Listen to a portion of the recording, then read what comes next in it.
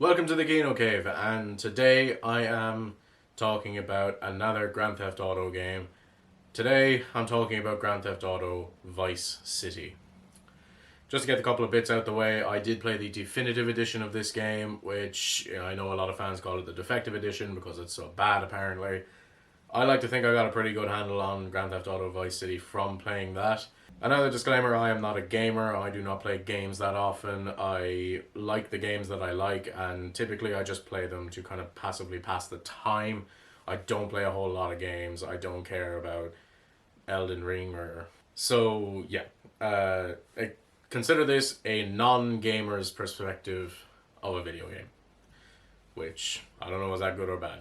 Just right off the bat, I absolutely loved Grand Theft Auto Vice City. I thought that it took everything from GTA 3 that worked, put it in, and then took everything that GTA 3 that didn't work and made it work. I think that it's insane the level of improvement that they made in like 2 or 3 years.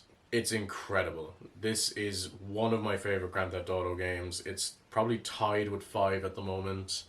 Um, I need to think about it more, but I this is definitely one of my favorite Grand Theft Auto games. I thought this was a ton of fun, such a great story, some really fun gameplay missions, and the vibes are crazy. But I'll get into all of that as we go along. First, I'm going to talk about the story and characters. This might be my favorite Grand Theft Auto story. And maybe my favorite Grand Theft Auto protagonist now that I'm thinking about it. I don't know, some of the GTA 5 ones are pretty good. But Tommy Vercetti has to be one of my favorite main characters in any Grand Theft Auto game.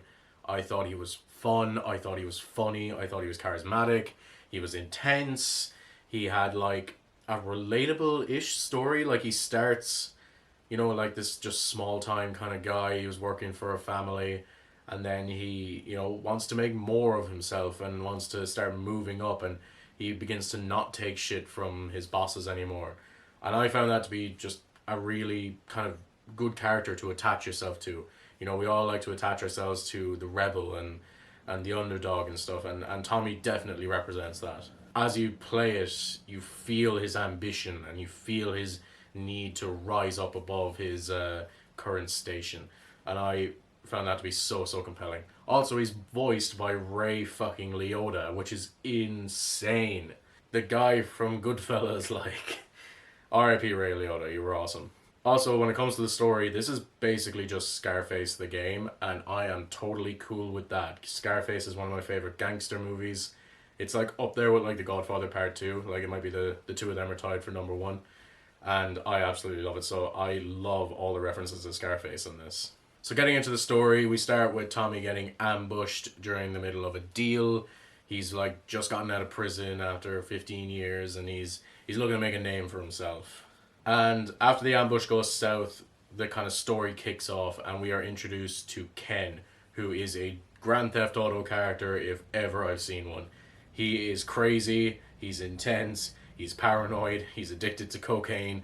That's a GTA character. Like, that is just this staple GTA character, and I absolutely love it. Ken was so funny to watch. In case you didn't know, Ken is a scumbag lawyer who decides to help Tommy out of fear and the need for profit.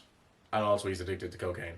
So, yeah, I love Ken. I thought Ken was very funny throughout the whole film, fuck's sake. You can tell that I'm not a gamer. I thought Ken was a very fun character throughout the entire video game. I thought that his interactions were really funny, his distrust of like everybody, but I also love how he's just under Tommy's thumb the entire time. It's very good. Ken just seems to be always high and paranoid because of how high he is, and his motivations are literally fear and profit, so he's kind of the perfect right-hand man for Tommy. Juan and Mercedes Cortez introduced him to the kind of crime world of Vice City by introducing him to Ricardo Diaz, who is like the main crime boss and secondary antagonist that you will be working with for the first kind of half of the game. Diaz is a great secondary villain. Like, he's a prick, but he's also got a lot of charisma, so you kind of like seeing him. I think he is based on another kind of character from like a gangster movie or something, but I forget now.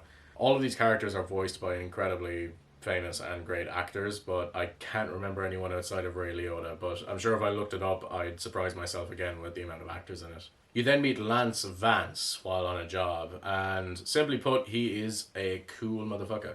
He is got a cool beard and a sick ass haircut because it's the 80s.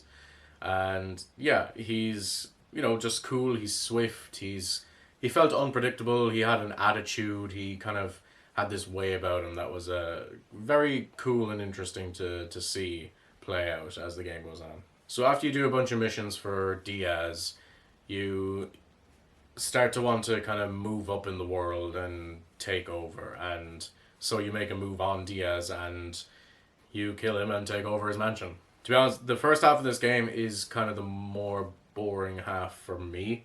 You're kind of just doing jobs for people all over Vice City and kind of getting to know people, and it was fun to play. But I much preferred the second half of the game and everything that's involved in that.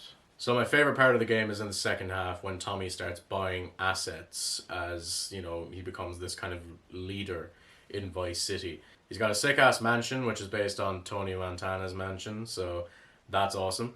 And you start buying up assets like taxi companies and strip clubs and regular clubs and boatyards and even a film studio that does pornos. So that's a lot of fun.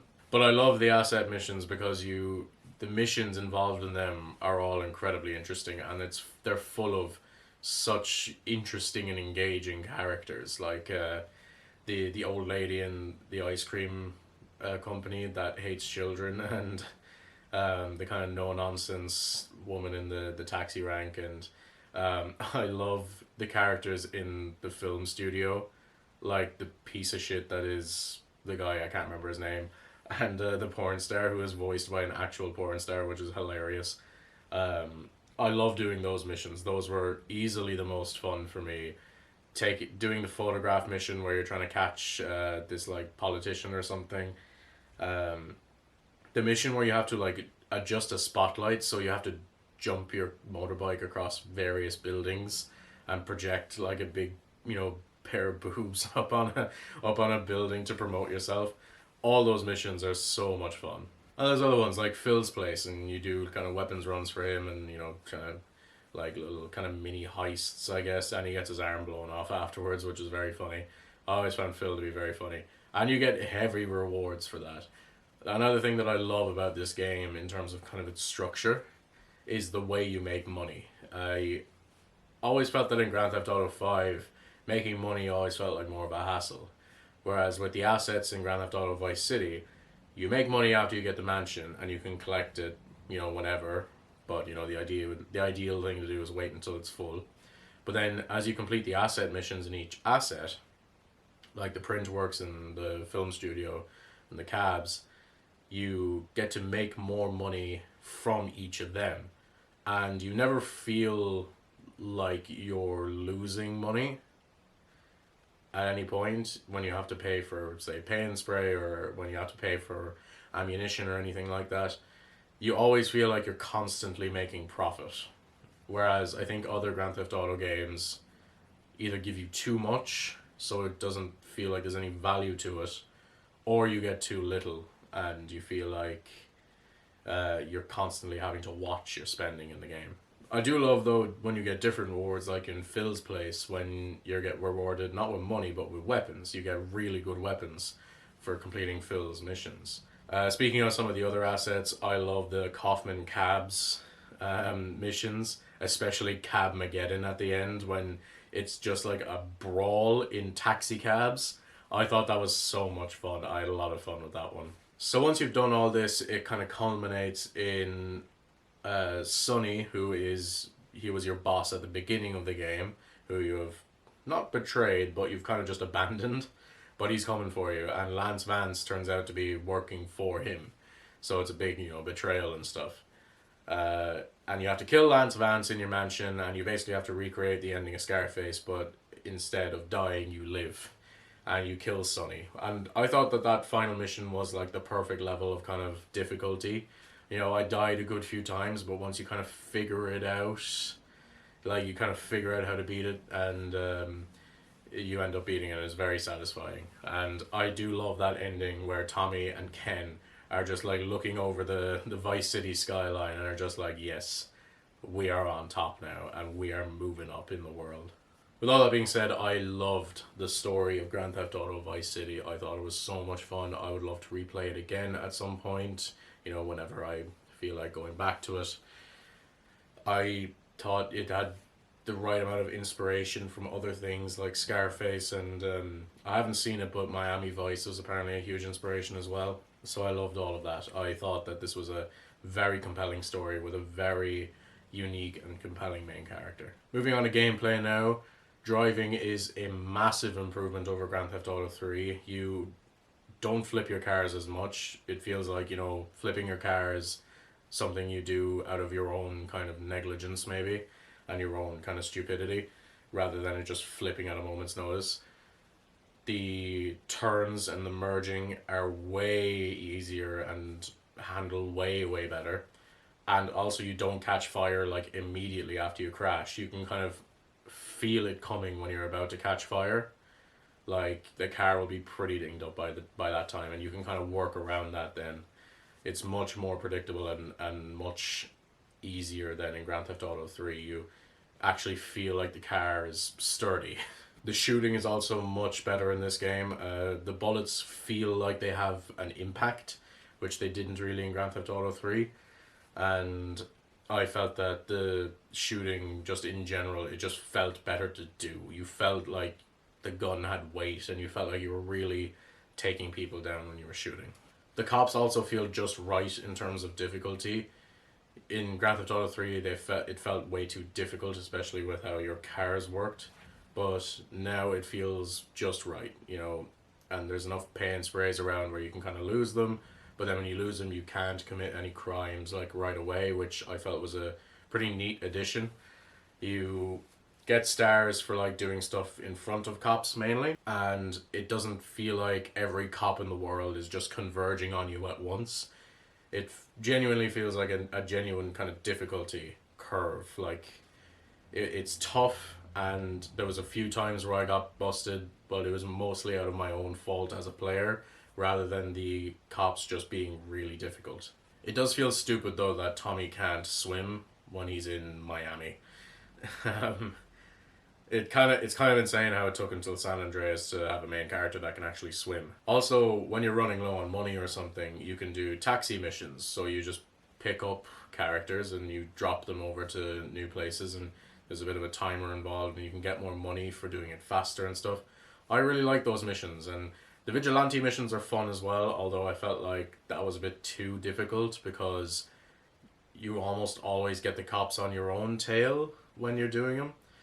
But I didn't play it for that often, so maybe there's kind of a trick to it. I really enjoyed the taxi missions. I thought they were a ton of fun, and it's really nice to just passively play it. It's a great way of enjoying the vibes of GTA Vice City, because they're not very weighty missions, and you can pretty much cancel them just whenever you want. Now getting on to my favourite part about Grand Theft Auto Vice City, the world and atmosphere. This is my favourite Grand Theft Auto setting. This has the best vibes of any Grand Theft Auto game, in my opinion. I loved Vice City. I thought that it was such an interesting and beautiful place to drive around in, even with the kind of lower res graphics.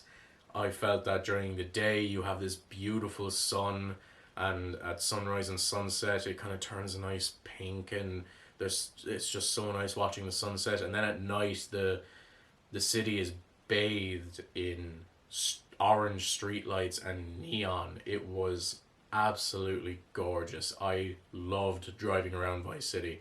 Often I would just drive around Vice City just to feel the vibes and just listen to the radio on the car. It was so good. I loved the vibe of it. Another just kind of aesthetic thing is being able to change Tommy's clothes. Even though there's less customization options as compared to future GTA games, I still found it very fun. I often just went with the pink suit because I like when I'm playing GTA games and I like to feel kind of like a businessman, or like, a a really important kind of gangster and stuff. And I always just really like the kind of fantasy of wearing really nice tailored suits. I think, suits just look really, really nice. So I loved wearing Tommy's kind of pink suit because it made me feel like a proper, like, like a real Tony Montana style, like, gangster. The original Tommy Vercetti clothes are also absolutely iconic. The Hawaiian shirt, open collar and stuff. I really enjoyed that as well. And you can switch to, cops uniforms or different gang uniforms and stuff like that. And it's just great to have the option. Although I would have liked a marker of where you could change the clothes or being able to switch between all your clothes in the mansion. Because it took me a while to, like, remember where Tommy's suit was, like which building it is. And that was kind of annoying because I always wanted to play in that. On to the music. This is my favorite Grand Theft Auto soundtrack. By far. Maybe it's because I kind of love 80s music, like 70s and 80s music, more so than any other kind of era. But I I was so immersed in Grand Theft Auto Vice City's soundtrack. I would listen to it all the time. I just drive around and listen to it in the game. I just love, like, bombing it down the boulevard, listening to Iran. It was so vibey. Just like, it's just vibes. Like, it's immaculate vibes is what it is. I absolutely loved it, and I'm, like, currently making myself, like, a playlist of all my favorite tracks from the game. And that's a lot of fun too. So I can drive around in real life listening to the Vice City music because it's genuinely so good. I think I've loved more tracks from it than I have in any other Grand Theft Auto game. I cannot sing its praises enough. So overall, this game's atmosphere matches its themes of excitement and opportunity. I I cannot get over it. I can't gush about it enough. The vibe of this game and the atmosphere of Vice City. It's incredible, and I would recommend it to anybody, especially anybody who likes the 80s movie gangster vibe. This is the game for you. So, with all that being said, that was my review of Grand Theft Auto Vice City. One of my favorite Grand Theft Auto games, to be sure. I absolutely loved it. Even the definitive edition, which is apparently the worst version of it. I still think I got a pretty good idea of the game, and I still loved it. So let me know what you think of Grand Theft Auto Vice City in the comments below. Is the original better than the definitive version? I'm guessing it is. Let me know your thoughts on it, and let me know your thoughts on this video. Like the video if you liked it, please. And subscribe to not see more game reviews, really. I'll talk about San Andreas at some point, but don't hold your breath. I talk mostly about film, but I talk about all kinds of media, so stick around for that. And have a really great day, guys.